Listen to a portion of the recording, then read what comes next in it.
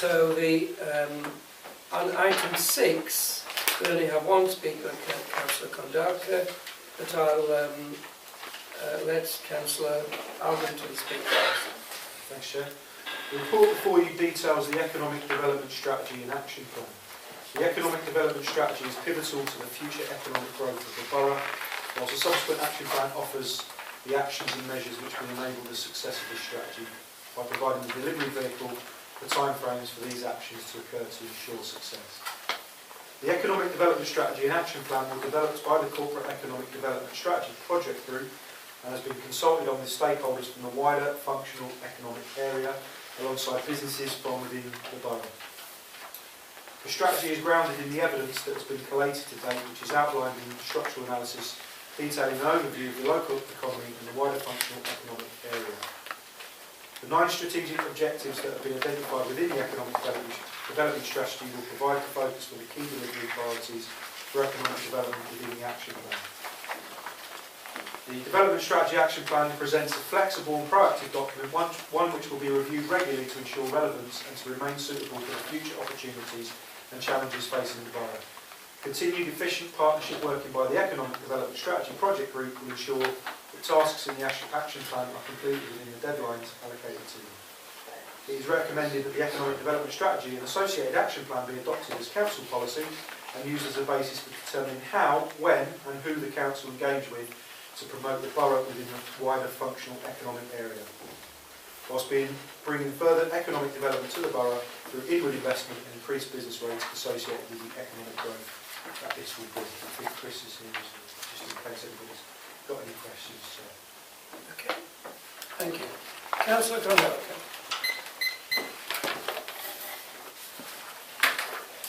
Thank you, Chair. I was rather surprised at reading Semis's document, particularly at the beginning, and find absolutely nothing in it. It was just waffle and words and more waffle and words. And then near the back you start to get to a bit of meat. And it doesn't include very much. Lots of words, but very little action.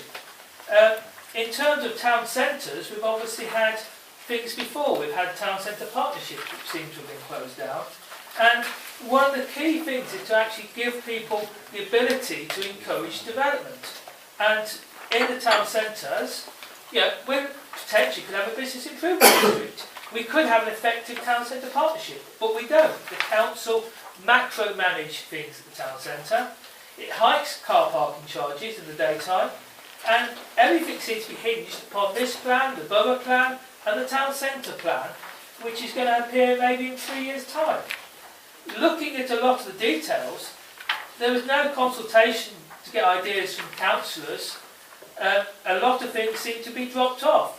We have things like town centre Wi-Fi. That might be a good idea. So, business improvement district. That might be a good idea. Actually, this just seems to be waffle. And then going down to detail, it seems to involve things like NABCell. You know, it lays NABCell's part of it. Well, why is NABCell involved in this? Surely NABCell's a different thing. So it's all very vague. Lots of things like the Civic Hall has been put in as part of the entrepreneur bit, and the Civic Hall is one of the least entrepreneurial parts of the Borough Council's operation. And I say the whole thing is I don't know what to make of it. It's just rubbish. And the sort of things we do have, I mean, we have an A5 partnership. Borough councillors representing wards on the A5 aren't allowed to go to the A5 partnership. I only go because I'm a county councillor. Yeah, we do not do partnership working. We are macro-managed by the administration. We do not involve opposition groups in developing this strategy, and it really is appalling. Yeah, we need to regenerate our town. We are losing working age population.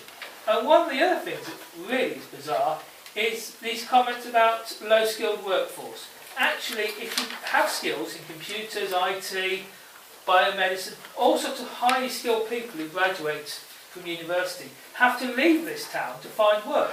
It's not a problem that we're actually low skilled, we're actually lacking skilled jobs. We haven't got many high-tech companies in the borough, so people who need a high-tech job end up living in Leicester or Coventry or Birmingham.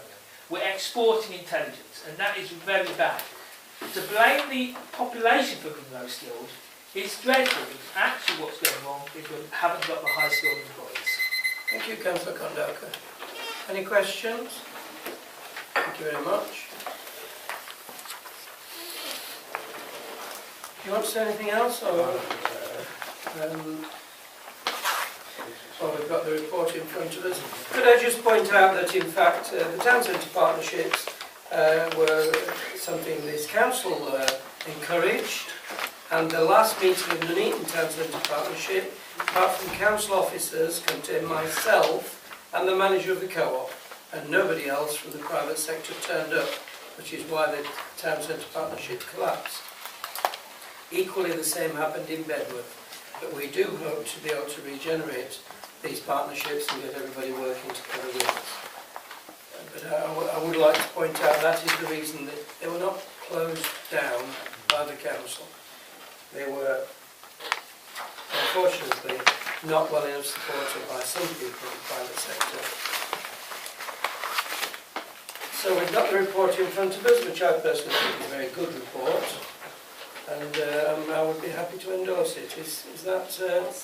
I'll propose it. Second it. All those in favour? Thank you very much. Unanimously accepted. Right, item 7, Councillor, this is yours, isn't it, anyway? Councillor Aldington. Okay, thanks, Chair. The report before you seeks approval to publish a revised version of the Council's Local Development Scheme, also known by the acronym LDS. The LDS identifies the primary documents which make up the development framework for the borough and provides a timetable for their preparation. The LDS has been revised to reflect changing circumstances associated with the preparation of the Borough Plan. As identified in section 4 of the report, the authority has been asked, through the duty to cooperate, to assist in ensuring that the needs of the housing market area can be met in full. In fulfilling this obligation, there has been a need to update the Council's Strategic Housing Land Availability Assessment, or SHLA, which in turn has required further updates to the Council's evidence base to inform decisions on policy development. As a consequence, the timescales outlined in the 2015 document, which we agreed here, Chair, can now no longer be met. The revised LDS outlines a new timetable for the completion of the Borough Plan, as well as changes to the other policy documents which rely on the adoption of the Borough Plan. Before recommending the publication of this document, I do need to table an amendment to the dates contained within it, Chair. I think everyone has had a copy of the revised dates. Unfortunately, in preparing the Borough Plan, the Council has had to work with a significant number of partners who feed into the process through the evidence they provide. Since drafting the revised LDS information has become available, which indicates that there will be a delay in receiving the information that is required to complete the plan. An amendment has therefore been circulated, which, if approved by Cabinet, will be published on the Council's website. Again, Chair, this is out of our control. This isn't anything that we are delaying. It's actually other people or other departments or councils delay in preparing the information that we need. Could you tell the Cabinet, Councillor, who is delaying this? Chair, the County Council have to do, they are responsible for highways. The County Council have to do highways modelling because we do not do highways in the Borough Council.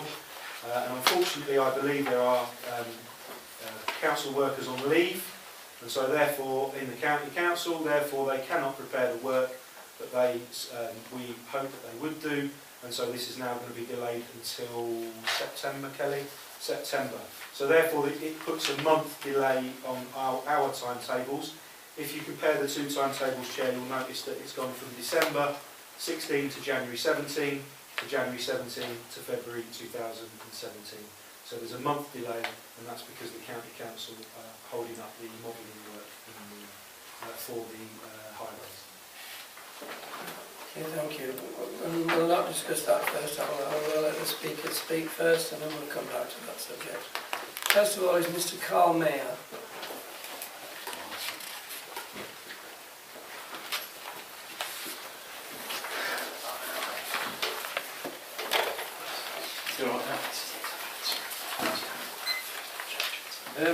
I sent an email to Councillor Ordington on the 26th of October 2015. It read, "Hi Mr Ordington, this consultation is so important, I think every household in the borough should be sent notification about it.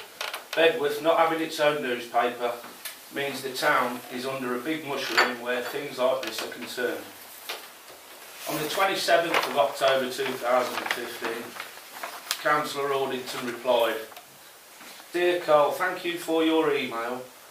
I agree that this is an important piece of local consultation and that as many residents as possible should take time to engage.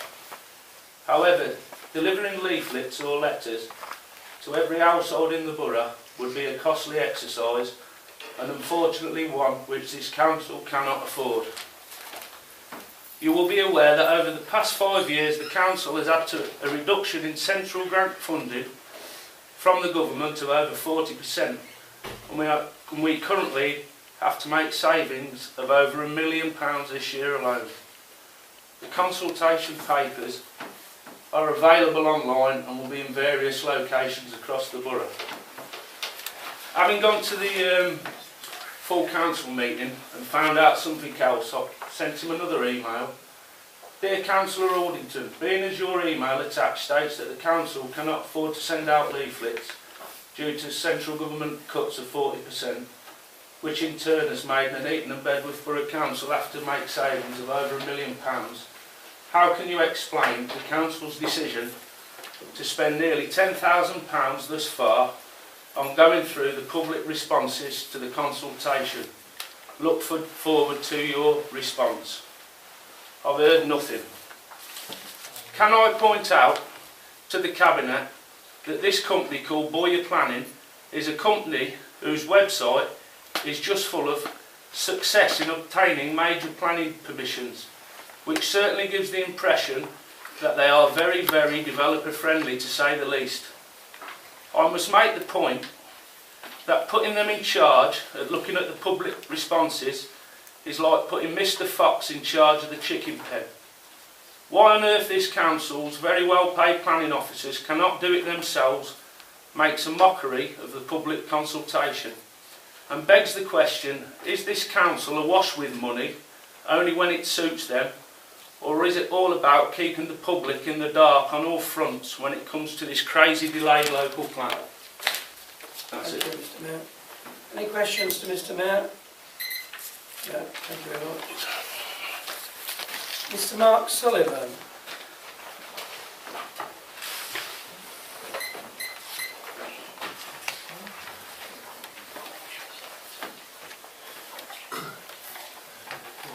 Councillor Holly, I represent CPRE Warwickshire, who has made representations on the local plan on a number of occasions, including the Cabinet, the Scrutiny Committee in this room about 3 or 4 months ago, and we set out in our letter to Councillor Ordington in February, which I think most councillors have a copy of, the changes we believe should be made to the plan, and in particular to delete from the plan when it's next published the Bedworth Woodlands housing allocation, which I think is HSG4, and Coton Lawn, which is between Arbury Hall and Nuneaton, I think that's HSG2, and any other amendments and changes that may be possible.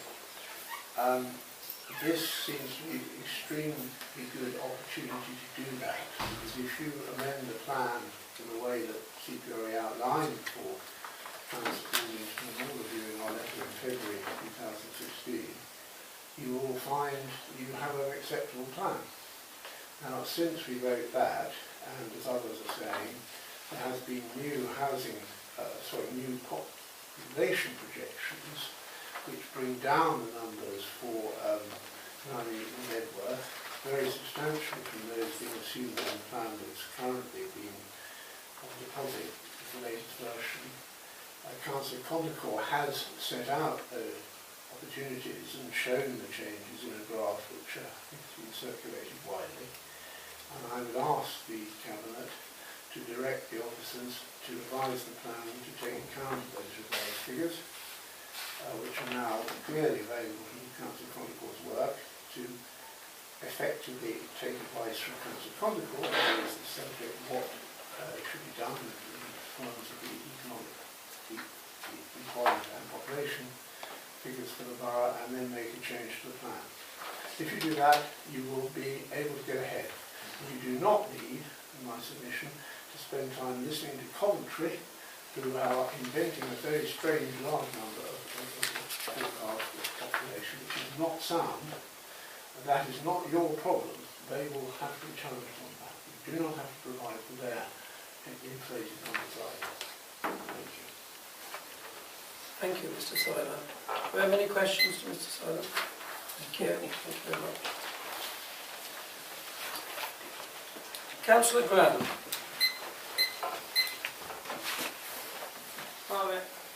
Since You can sit down. yes, okay. Since this is scheduled to be the public's last chance to have any influence in the final plans, it is crucial that the Borough Council leadership promotes this properly. Some of the drop-in sessions hosted at the previous stage of the consultation were quite poorly attended, possibly as a consequence of the poor level of advertising that we seem to have had during that period. I spoke to quite a lot of people during the consultation who were unaware that the consultation was taking place, or even that there was a draft borough plan that was released, including some people from the Bedlam Action Group in Exhall, who were completely unaware of the 300 houses proposed for the Exhall site in the local plan until after this consultation took place. A drop-in session that was organised by myself and Craig Tracy MP at the Woodlands Working Men's Club had over 200 visitors, most of whom were not aware of the Woodlands inclusion of the preferred options until they visited the drop-in session, or at least not to the extent of the plan's allocation. But since the plan has been delayed again, I hope that the recent Office of National Statistic figures that were released in June will be properly examined and taken into account at the next stage of the draft borough plan, before it is up for consultation in December, and hope that the Council will devote itself to promoting the next consultation, perhaps using the In Touch newspaper that the Council releases regularly more prominently, so giving the borough plan a more prominent presence in the consultation, or more prominent presence perhaps on the front cover this time. And also just to ensure that all the residents of the borough have the opportunity to have their say between January and March next year, which is very important if we're to get this right. Thank you. Any questions to Councillor Graham? No, thank you very much. Councillor Condarco.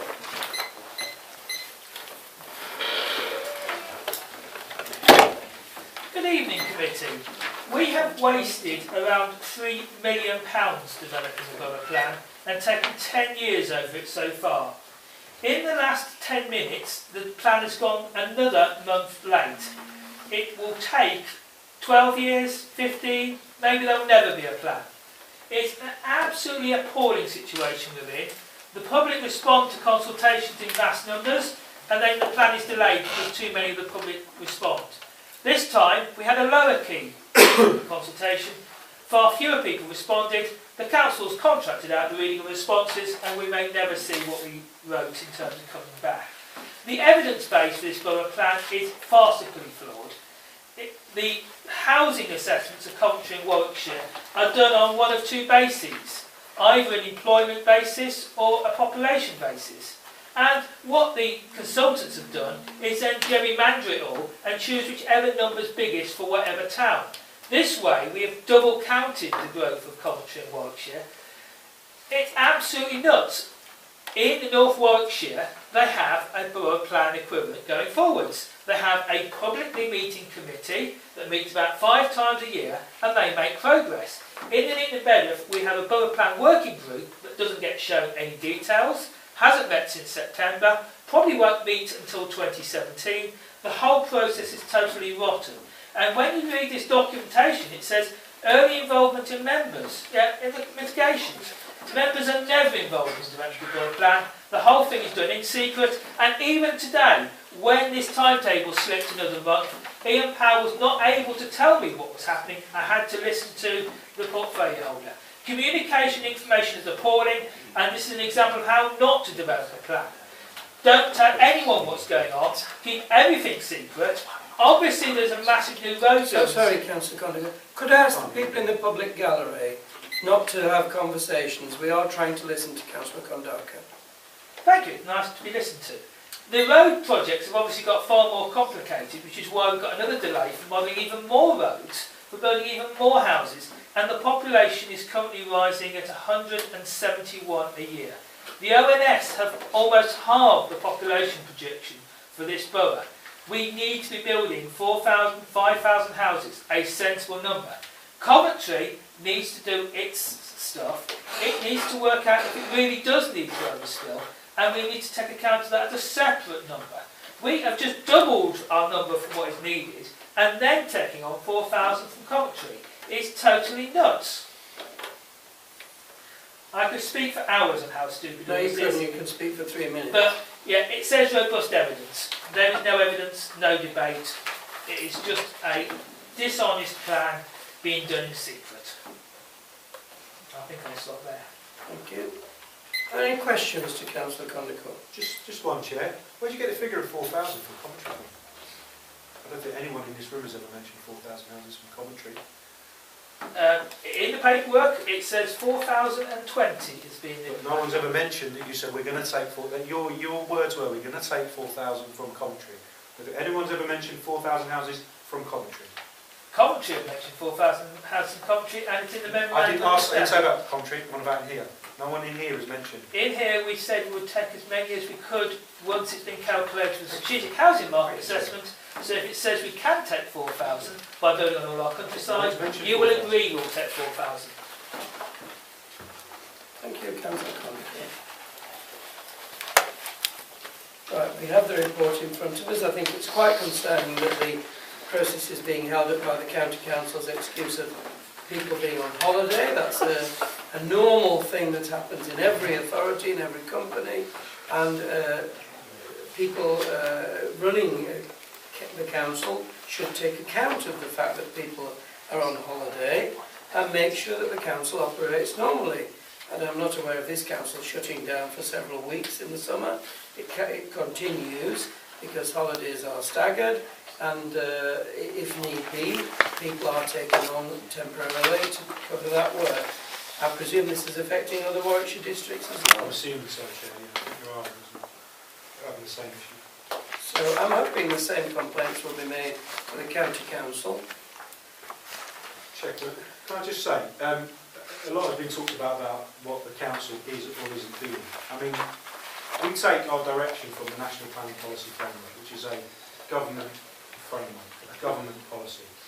There is no way that we can then go outside of those frameworks. So, for example, it's talked about, well, we should be using the ONS figures. Okay, we probably are using the ONS figures, but there are other things that we are using as well, Chair. We don't just use one set of figures. There are all sorts of different things that we have to pull in to work out the housing need for this borough for the next 20 years. It was mentioned a couple of times that we are taking housing from Coventry. Well, actually, Chair, it's the wider Coventry and Warwickshire housing assessment area that we are possibly taking housing from.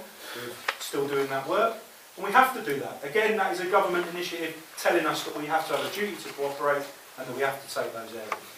North Warwickshire was mentioned. Well, North Warwickshire is going to have to take housing from that area and Birmingham as well. So, you know, whether they've got a plan in place or not, Chair, the fact still remains that this government is determined to build its way out of the mess that they've got us into in this country. So therefore... Can we not have people shouting from the back, please? So therefore we have to go on what the government tells us, Chair. We have to go on the planning policies that the government tells us. Well, it's not something we're making up, and it's not something that we necessarily would agree with, but we have to do it, and we have to get on with it. And unfortunately, this is how it is, Chair. And people, if they don't want to understand that, or don't understand that, unfortunately, that's just how what the situation is. The situation affects every district in Warwickshire, and in actual fact, for this authority, I was the only one who refused to sign the original memorandum, which was preempting the numbers that we might take, and other Warwickshire districts were quite happily going along with it at the time, and I refused to sign. I was in Leamington, I refused to sign that document until the figures had been finally done, but it is affecting the whole of Warwickshire, and as you say, some of those areas are having to take housing from Birmingham as well. Any other member want to speak on this subject? Well, we have the report in front of us, including the amendment, which is not through our fault. So are we happy to agree to that amendment that Councillor... Well, not happy to agree, we have to agree with what Councillor Arlington's put forward. Those in favour, yeah? Okay, thank you very much.